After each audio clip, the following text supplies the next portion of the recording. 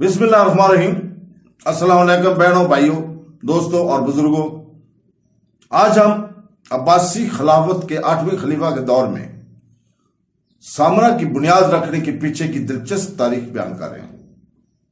اس معلوماتی ویڈیو میں اس قدیم شہر کے قیام کے پیچیدہ تفصیلات، اس کی تزورانی اہمیت، تعمیراتی عجائبات اور حکمران خلیفہ کے وژن کی کھوج کی گئی ہے جس نے سامرا کو زندہ کیا۔ تاریخ کے شائقین اور طالب علموں کے لیے یکساں طور پر کامل یہ تعلیمی مواد اسلامی سنہری دور کی سب سے نمایاں کامیابیوں میں سے ایک کے بارے میں آپ کو سمجھ میں اضافہ کرے گا۔ اپنے علم کو وسیع کرنے کے لیے اس موقع پر مرحوم نہ ہوں۔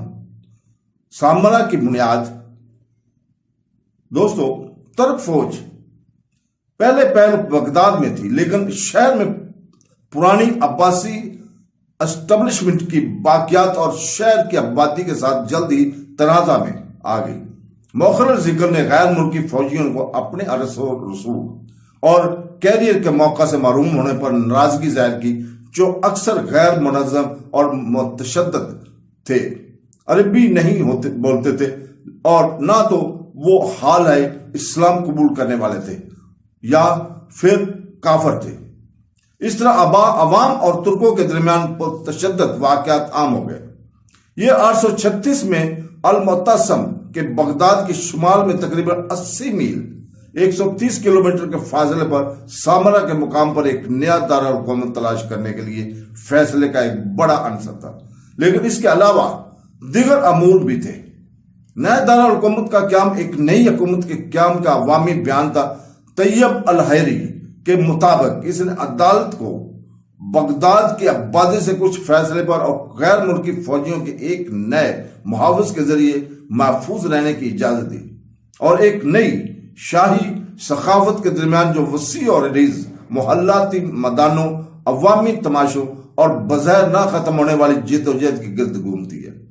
فراغت سے لطف اندوز ہونے کے لیے اولی گراہر کی طرف سے لوس کے بعد پیرس اور ورسال کے درمیان تعلقات سے موازنہ کرنے کی ایک انتظامیہ پہلے سے غیر آباد علاقے میں ایک نیا شہر بنا کر المعتصم اپنے پیروکاروں کو زمین اور تجارتی مواقع سے نواز سکتا تھا اور بغیر کسی وجہ کے قسم کے رکاوٹوں سے آزاد ہو سکتا تھا۔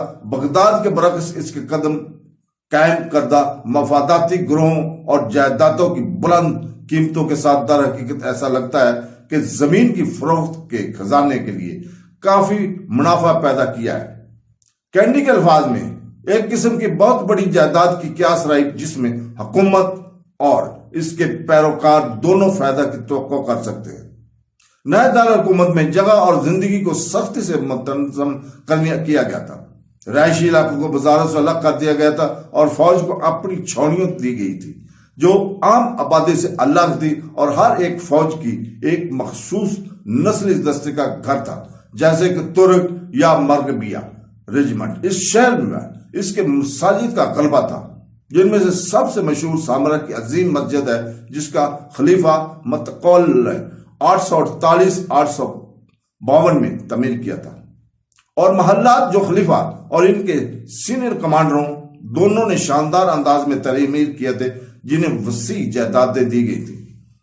تحقیق کے لیے بغداد کے برعکس نیا دارالحکومت مکمل طور پر مصنوعی تخلیق تھا۔ پانی کی فراہمی اور دریائی موصوات کے لحاظ سے ناقص جگہ پر اس کے وجود کا تعین صرف خلیفہ کے دربار کی موجودگی سے ہوا۔ جب 7 سال بعد دارالحکومت بغداد واپس آیا، سامرا کو تیزی سے ترک کر دیا گیا۔ اس کی وجہ سے عباسی دارالحکومت کے کھنڈرات اب بھی موجود ہیں، اور جدید ماہرین آثار قدیمہ کے ذریعے اس شہر کا نقشہ بڑی درستگی کے ساتھ بنایا جا سکتا ہے۔ تو دوستو، اللہ تعالی ہمیں اپنے آباء و اجداد اور تاریخ کو مطالعہ کرنے کی توفیق عطا فرمائے۔ آمین ثم آمین۔ اللہ حافظ۔